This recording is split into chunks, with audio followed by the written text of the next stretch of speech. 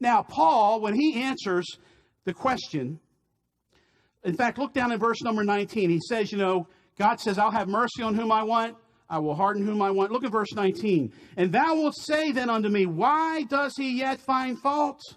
For who can resist his will? Well, if God has ordained that this happen, then how can he find me at fault for doing it? That's the question that's being asked here, or asked here. Now, Paul, he doesn't give a detailed explanation. He doesn't explain concurrence like I just explained it to you. Because again, by the way, every choice that you make is a real choice, and you will be judged for your choices. You can't say, well, what I chose to do, this was what God ordained, and so therefore I shouldn't be held accountable for what I chose to do.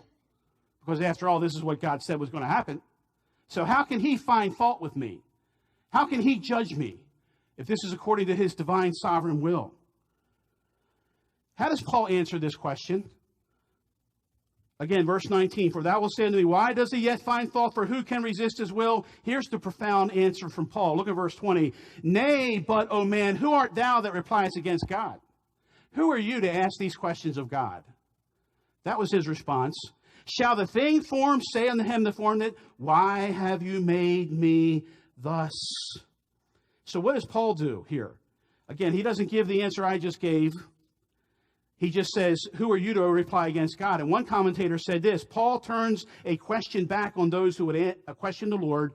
On the contrary, he says, who are you, O man, who answers back to God? In other words, it is blasphemous even to question, not to mention to deny God's right to hold men accountable for what they do.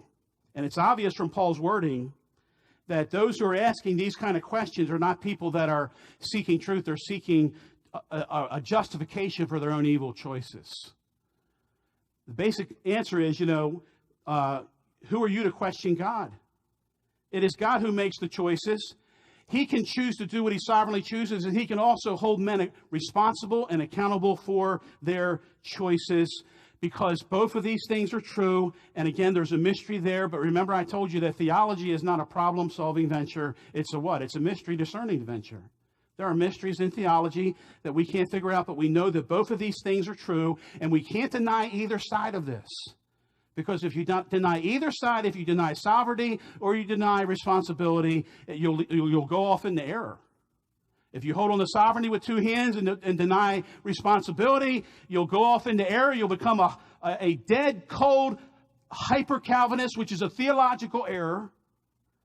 And if you let go of divine sovereignty and you hold on to human responsibility with two hands, you'll think that it all is dependent on you. And then you'll begin to use means of communicating the gospel that are unworthy of the gospel, thinking that it's all up to you.